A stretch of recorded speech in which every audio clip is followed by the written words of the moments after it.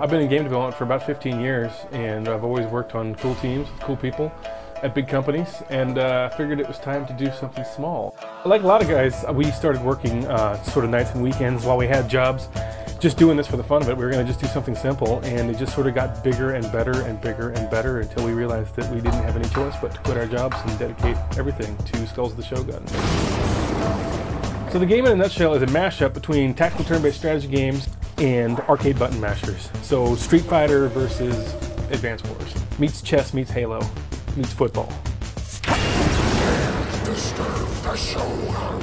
So this game is different than other strategy titles in that it's much more accessible. It's much more fun to play. It's got great characters, great music. It's very live, very dynamic. It's very fast-paced. It feels almost more like a sports game than a strategy game. It's got a very simple interface designed to be picked up and played by anybody, and it's just a really fun atmosphere and very quick, fast-paced, competitive, awesome gameplay.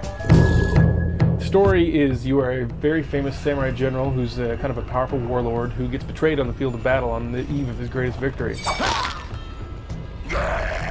So he wakes up in the afterlife dead, and it turns out he was betrayed by one of his inside guys who's also betrayed him again in death and taken his role there.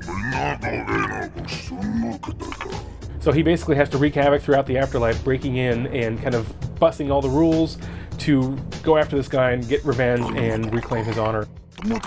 The purity of the classes really comes into play with the different strengths and weaknesses of the character classes. You've got, snipers versus the grunts. It's really all about taking advantage of your different positions. It really is a lot like football. You've got your linebackers, you've got your wide receivers, your quarterback.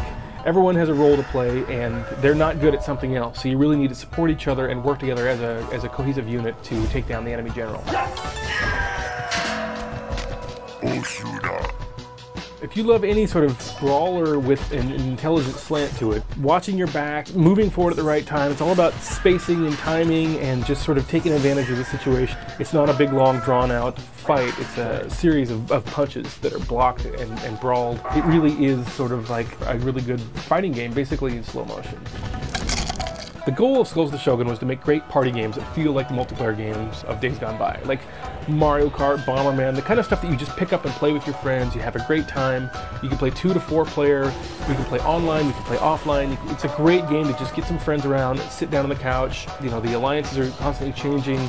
The dynamic battlefield is always changing, and it's just a really great fun to sit down and play socially with your friends.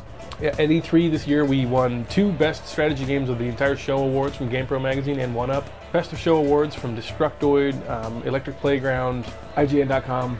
It was a really great show. We got a lot of great press, and a lot of people just, when they play the game, they freak out. They've never played anything quite like it, and they start slobbering immediately. They're just like, when can I buy this? And I said, not yet, I'm sorry, we're still making it better, so just wait. Skulls of the Shogun offers a really dynamic new gameplay experience. I think a lot of people are getting bored of the same old shooting games and the same old sort of stuff. This is a different look, it's a different take on a classic type of gameplay married with other types of classic gameplay that work really well together. No one really knew. It's like chocolate and peanut butter. It works out.